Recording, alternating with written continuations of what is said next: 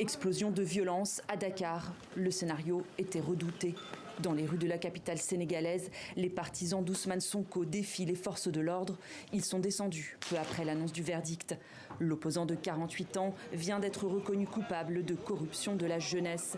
Il écope de 2 ans de prison ferme. Mais il a finalement été acquitté des principales accusations de viol et de menaces de mort. Pour les avocats de la plaignante, c'est tout de même une victoire. Ousmane Sonko est déclaré coupable de corruption de la jeunesse, ce qui ne le blanchit guère. Cela veut dire que des relations sexuelles ont existé, mais il y a un problème au niveau du consentement. Mais compte tenu de son statut, il a pu influencer, exercer donc une influence, une intimidation par rapport à cette jeune fille. La même peine a été prononcée pour incitation à la débauche à l'égard de Daïka Didiaye, la patronne du salon de beauté où Ousmane Sonko était accusé d'avoir abusé d'Adji Sarr, âgé à l'époque de moins de 21 ans. Tous deux doivent payer conjointement 30 000 € de dommages et intérêts à la victime.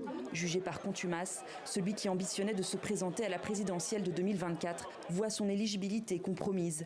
Le tribunal ne s'est pas prononcé sur une éventuelle arrestation.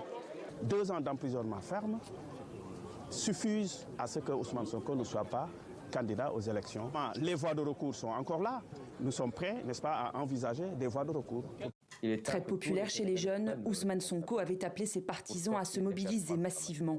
Ces militants du PASTEF, les Patriotes, le parti qu'il préside, dénoncent un complot. Ce dossier judiciaire est un dossier vide. Il n'y a rien. Aujourd'hui, on le condamne tout simplement pour qu'il ne participe pas aux élections.